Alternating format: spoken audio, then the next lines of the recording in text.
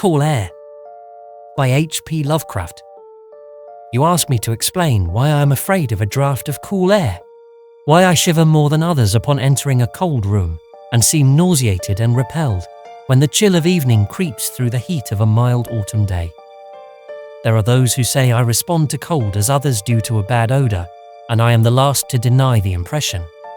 What I will do is to relate the most horrible circumstance I ever encountered, and leave it to you to judge whether or not this forms a suitable explanation of my peculiarity. It is a mistake to fancy that horror is associated inextricably with darkness, silence, and solitude.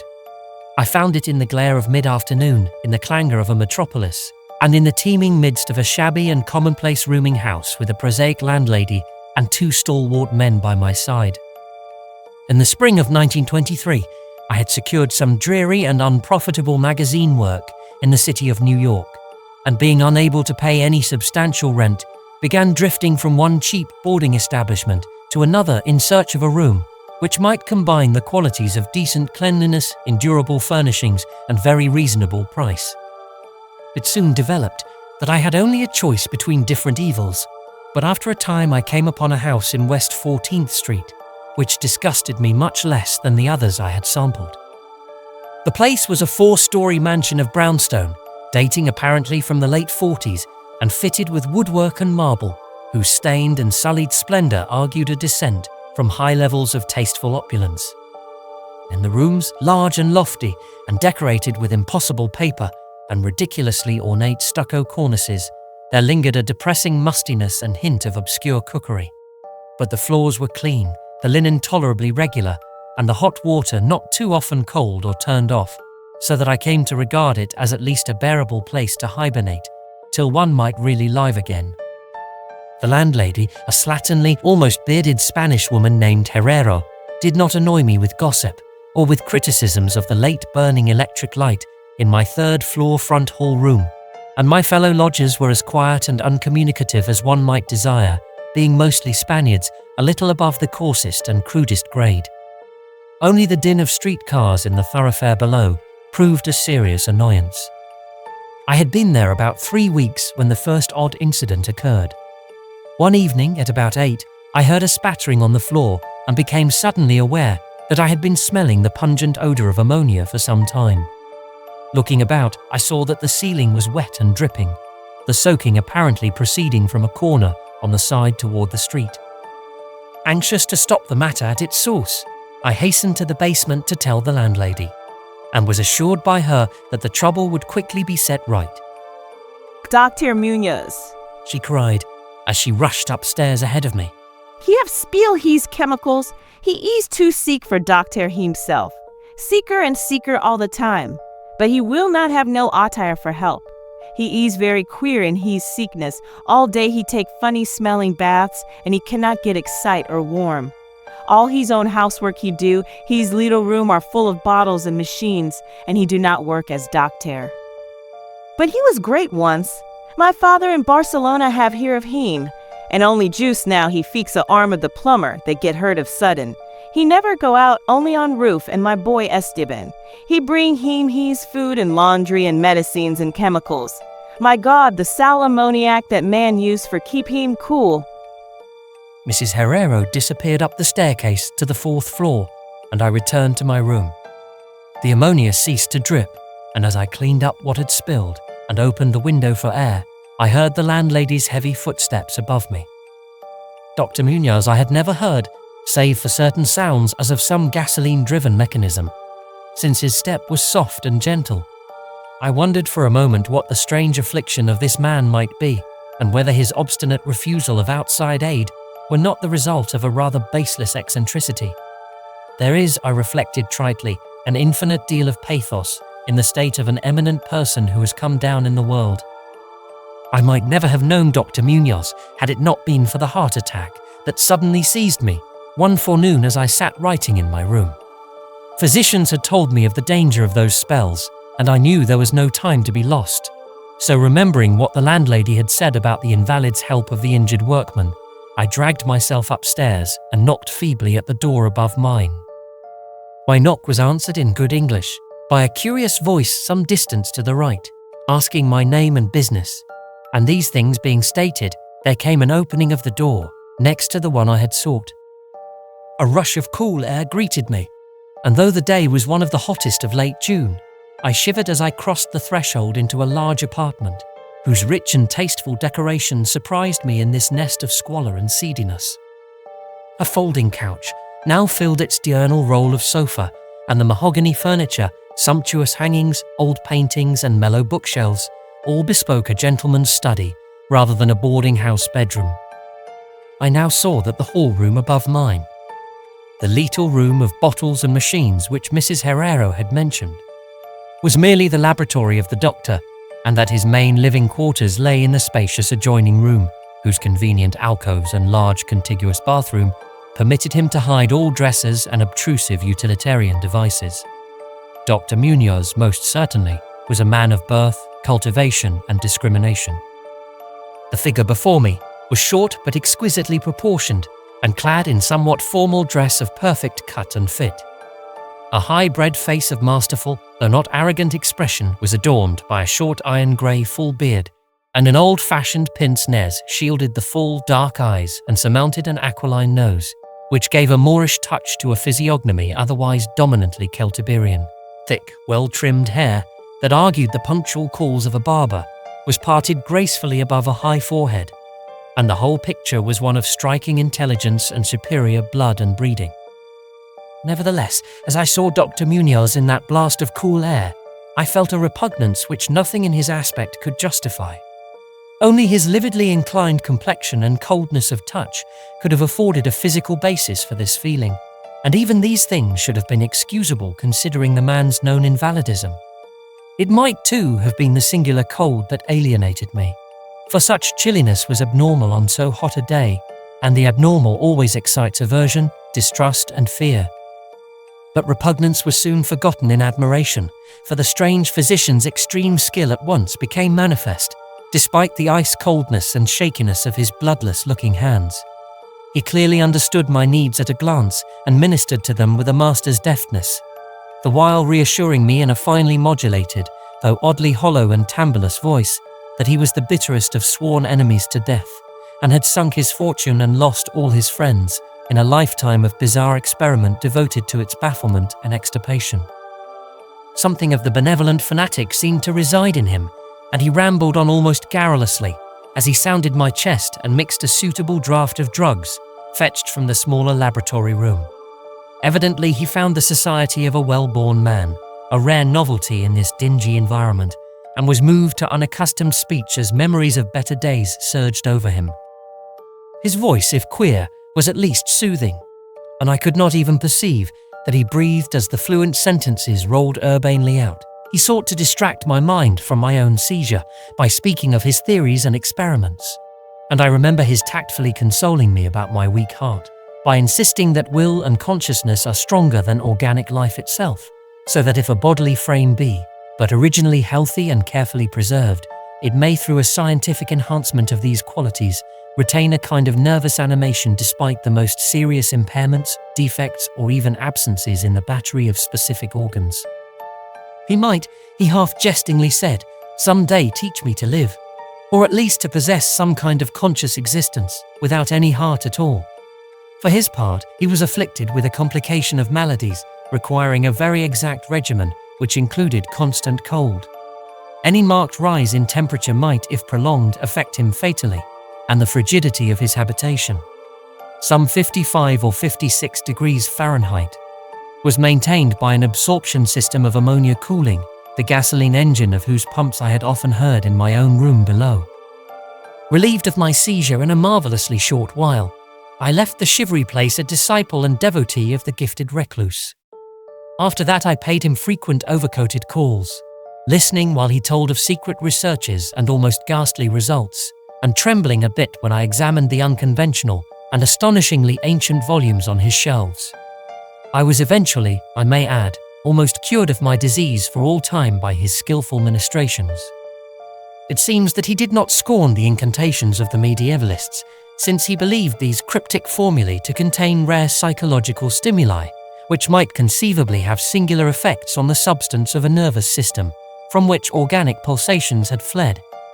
I was touched by his account of the aged Dr. Torres of Valencia, who had shared his earlier experiments with him through the great illness of 18 years before, whence his present disorders proceeded.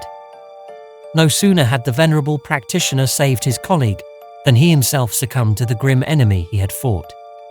Perhaps the strain had been too great, for Dr. Muñoz made it whisperingly clear, though not in detail, that the methods of healing had been most extraordinary, involving scenes and processes not welcomed by elderly and conservative Galens.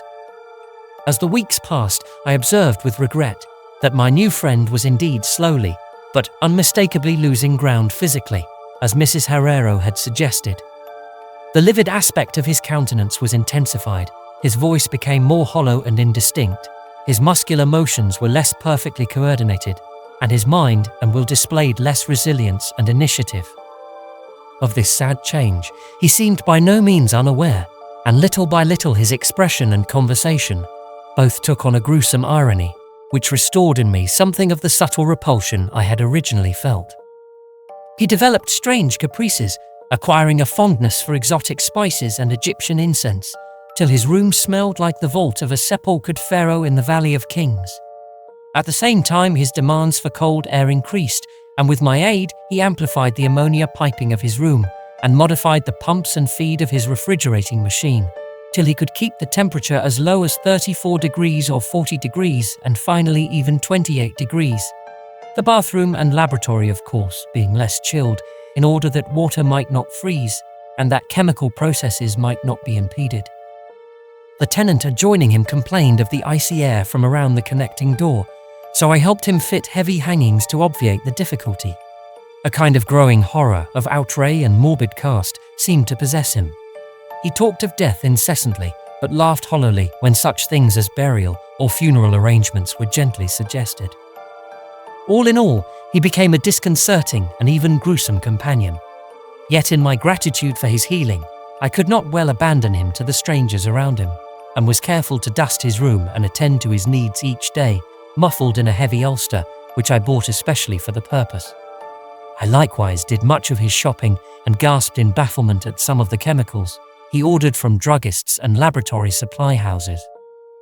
An increasing and unexplained atmosphere of panic seemed to rise around his apartment. The whole house, as I have said, had a musty odor, but the smell in his room was worse, and in spite of all the spices and incense, and the pungent chemicals of the now incessant baths, which he insisted on taking unaided, I perceived that it must be connected with his ailment, and shuddered when I reflected on what that ailment might be. Mrs. Herrero crossed herself when she looked at him, and gave him up unreservedly to me, not even letting her son Esteban continue to run errands for him.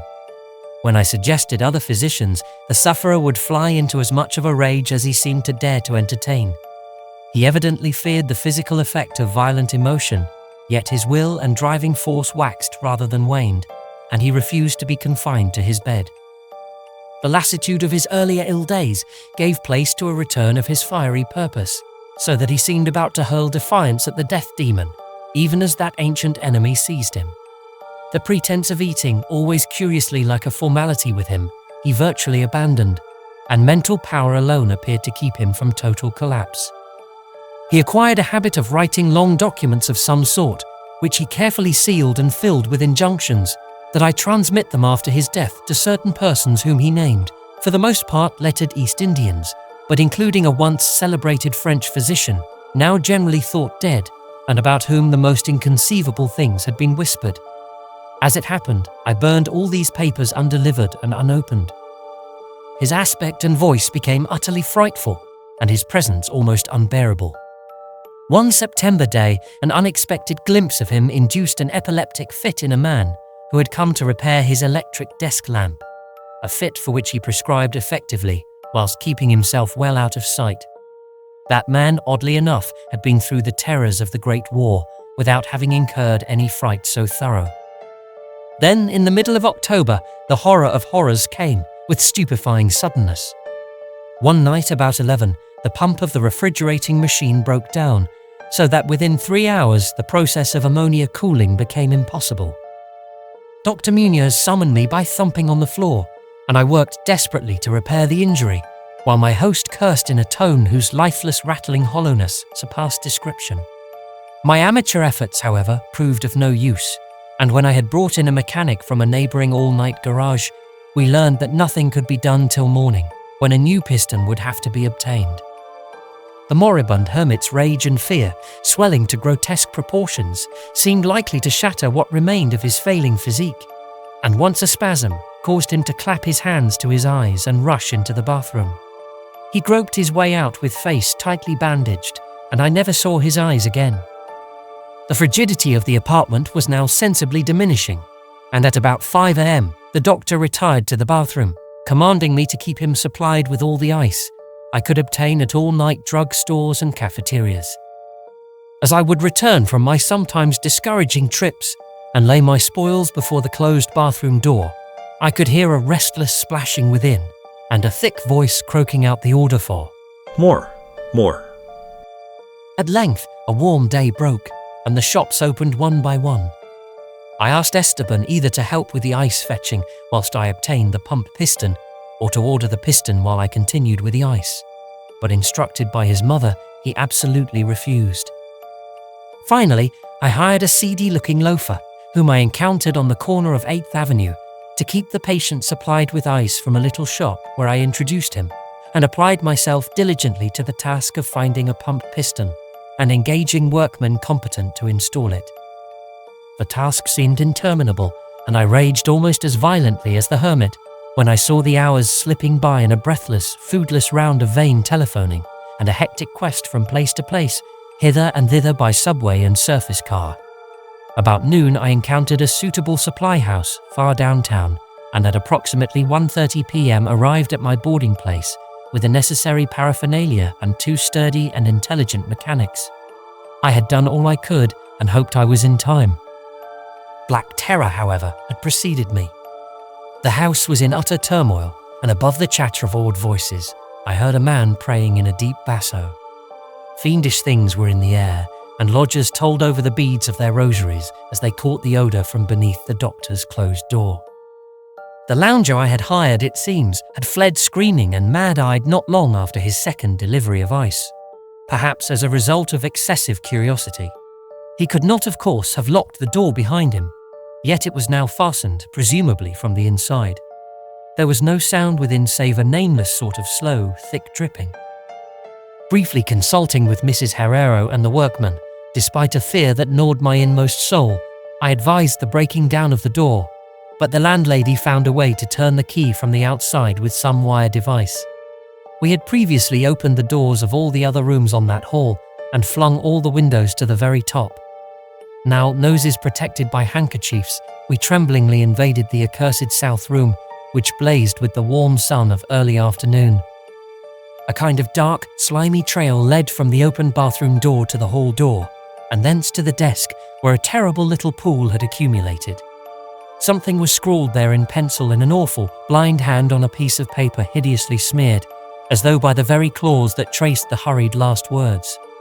Then the trail led to the couch and ended unutterably. What was or had been on the couch, I cannot and dare not say here, but this is what I shiveringly puzzled out on the stickily smeared paper before I drew a match and burned it to a crisp. What I puzzled out in terror as the landlady and 2 mechanics rushed frantically from that hellish place to babble their incoherent stories at the nearest police station. The nauseous words seemed well nigh incredible in that yellow sunlight, with the clatter of cars and motor trucks ascending clamorously from crowded 14th Street, yet I confess that I believed them then. Whether I believe them now, I honestly do not know. There are things about which it is better not to speculate, and all that I can say is that I hate the smell of ammonia and grow faint at a draught of unusually cool air. The end. Ran that noisome scrawl. Is here. No more ice. The man looked and ran away. Warmer every minute, and the tissues can't last. I fancy you know what I said about the will and the nerves and the preserved body after the organs ceased to work. It was good theory, but couldn't keep up indefinitely. There was a gradual deterioration I had not foreseen. Dr. Torres knew, but the shock killed him. He couldn't stand what he had to do. He had to get me in a strange dark place when he minded my letter and nursed me back, and the organs never would work again. It had to be done my way. Artificial preservation, for you see, I died that time 18 years ago. As the chilling tale of Cool Air concludes, we're left to ponder the boundaries between life, death, and the unnatural forces that can blur the lines between the two. Dr. Muñoz's harrowing struggle against the inevitable draws to a close, leaving us with haunting questions about the price of defying nature's laws. If you found yourself gripped by the icy tendrils of fear and fascination, don't let the journey end here. Dive deeper into the abyss of horror by subscribing to our channel, where more dark mysteries await. Share this video to spread the chill of Lovecraft's nightmare to others, and comment below with the moments that left you frozen in terror. Until our next eerie encounter, keep the lights on and the air warm. My name is Nigel, and thank you for watching Tales from the Cryptkeeper, where AI meets unspeakable horror.